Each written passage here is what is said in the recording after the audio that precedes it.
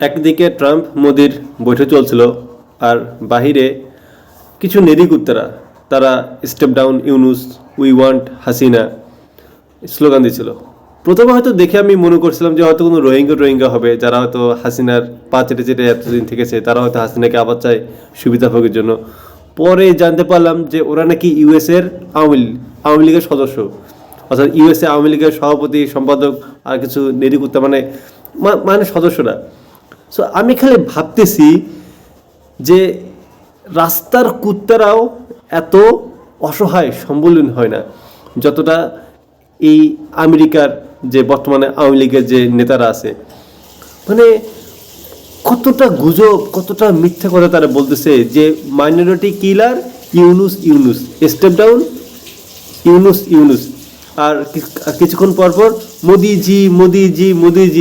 মানে ভাবা যায় যে এই যে 17 বছরে এই আওয়ামী লীগ সরকার সংখ্যালঘু বলে কত সংখ্যালঘুদের ভূমি নষ্ট করেছে, কত ধর্ষণ করেছে এই সংখ্যালঘু নারীদের, এইভাবে কত নাটক করেছে। বাট মিডিয়াতে তারা আসতে দেয়নি, কারণ পুরো মিডিয়াতে তারা হ্যান্ডেল করছে, এই বিষয়টাকে একদম ধামাচাপা দিয়েছে।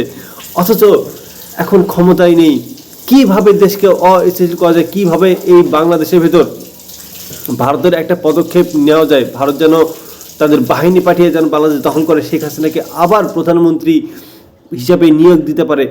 এইভাবে কিভাবে গুজবগুলো ছড়াচ্ছে, মাইনরিটি কিলার ইউনুস। অথচ গত 7 মাসে জাতিসংঘ প্রতিবেদনে একটা সংখ্যালঘু মারা যায়নি এই সাম্প্রদায়িকতার কারণে, কারণ বাংলাদেশে এখন পর্যন্ত ওই ধরনের কোনো ঘটনাই ঘটেনি। তো এই যে মিথ্যাচারগুলো যে হচ্ছে, তাহলে চিন্তা করে দেখুন যে 1971 সালে আমাদের যে গল্পগুলো শোনানো হয় যে জাতির পিতা শেখ মুজিবুর রহমান মুক্তিযুদ্ধের সর্বাধিনায়ক, বিশ্বাস করুন ভাইগুলা, মানে এটা বিশ্বাস করা যায়? গত 6 মাসের মধ্যে আওয়ামী লীগ যত কথা বলছে, একটা কেউ প্রুফ দেখাতে পারবে? একটা কোনো কিছু বলতে পারবে? শুধুমাত্র ক্ষমতার জন্য এরা মোদির পা চাটতেও। তাহলে ভাবা যায় যে আসলে এই যে আওয়ামী লীগ, এরা আসলে কাদের দালাল, এরা আসলে কাদের নিয়ন্ত্রণে? এখন আমাদের কাছে পরিষ্কার, পুরোপুরি ভারত। ভাবা যায় এরা ক্ষমতার জন্য ওদের বেশিরভাগ দেখে মনে হচ্ছে ওরা মুসলমান, মানে নামে মুসলমান, এমনি যাই হোক। এরা এই ক্ষমতা থাকার জন্য ওরা মুসলিম থেকে হিন্দু হতে ওরা কোনো কারাপণ্য করবে না। ওদেরকে যদি বলা হয় যে আমরা ঠিক আছে শেখ হাসিনাকে প্রধানমন্ত্রী দেবো, এই বাংলাদেশকে ভারতের একটা অঙ্গরাজ্য বানাতে হবে, ওরা তাতেও রাজি, একদম তাতেও রাজি। কারণ 1971 সালে শেখ মুজিবুর রহমান ইন্দিরা গান্ধীর সাথে এরকম চুক্তি করছে, যার জন্য যে 7 দফা যে চুক্তিতে করছে, এখনও সেটা নিয়ে মানুষ কথাবার্তা বলে যে এই 7 দফা চুক্তির জন্য, অর্থাৎ এই 7 দফায় এত ভয়াবহ চুক্তি ছিল যে এই 7 দফা চুক্তি মানে এই বাংলাদেশকে ভারতের একটা অঙ্গরাজ্যে পরিণত হওয়া। এই জন্য 1975 ঘটেছে, কারণ বাংলাদেশের যেসব দেশপ্রেমিক সেনাবাহিনী ওরা কখনোই চায়নি এই বাংলাদেশকে ভারতের অঙ্গরাজ্য বানাতে, এই জন্যই শেখ মুজিবকে হত্যা করা হয়েছে। আর এই গত 16-17 বছরে আওয়ামী লীগ সরকার ভারতের সাথে যে চুক্তিগুলো করেছে গোপনে, এখনও তো সব কিছু বের হয়নি।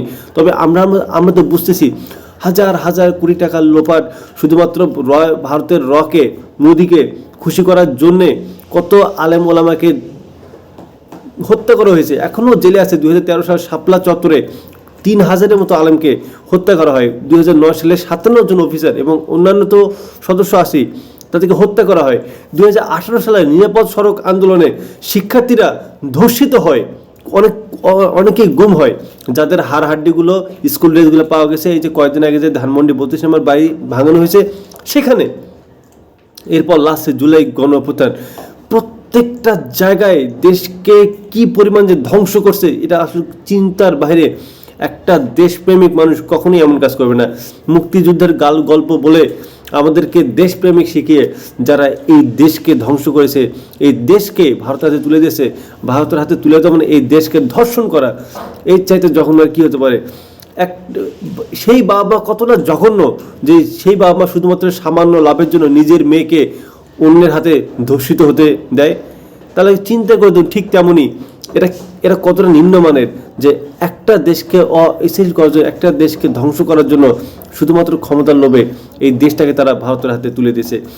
এইভাবে প্রত্যেকটা জায়গায়, প্রত্যেকটা ইঞ্চি জায়গায় আওয়ামী লীগের প্রশাসন ঢুকে ভারতের নিয়ন্ত্রিত এই প্রশাসনগুলো দেশকে অস্থির করার চেষ্টা চালিয়ে যাচ্ছে। যদি এখনও পুরোপুরি সংস্কার হয়নি, যার ফলে এখনও দেশের মধ্যে মাঝে মাঝে অস্থিতিশীল একটা পরিবেশ দেখা যায়। আর ভাবা যায়, সবচেয়ে অবাক কাণ্ড লাগে যে এই লোকগুলো নাকি আমাদের 16-17 বছর আমাদের নেতৃত্ব দিচ্ছে, আর আমরা নাকি এদের কথা শুনতাম। আর আমাদের দেশে মানুষ বলতো প্রধানমন্ত্রী, মাননীয় প্রধানমন্ত্রী, কি বলবো আর, মানে বলার আসলে কিছু নেই। একজন মানুষ হিসাবে আমি লজ্জিত যে যে আমাকেও তাকে মাননীয় প্রধানমন্ত্রী এই ধরনের কথাবার্তা বলতে হতো, বা এই ধরনের কোনো একটা কিছু। আমার মনে হয় যে এর থেকে মৃত্যুটা অনেক শ্রেয়, এর থেকে আমার নিজেকে খুন করাটা, হত্যা করাটা খুবই শ্রেয়।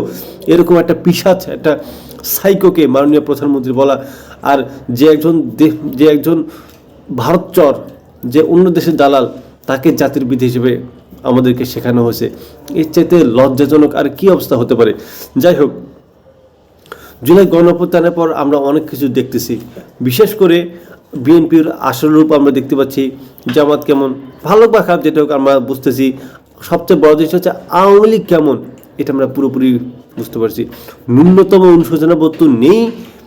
শব্দ আমাদের। তাহলে আর কী বলবো, আসলে বলার কোনো ভাষা নেই। এই হচ্ছে আওয়ামী লীগ। এখন আওয়ামী লীগ যদি এইভাবে যদি থাকে, অবশ্যই অবিলম্বে তাকে নিষিদ্ধ ঘোষণা করতে হবে। আর যারা নিষিদ্ধের পক্ষে না, বিএনপির মতো যেসব ভারতের দালাল, অবশ্যই আওয়ামী লীগ যে পথে গেছে আপনাদেরকেও ঠিক সেই পথে যেতে হবে, মনে রাখবেন।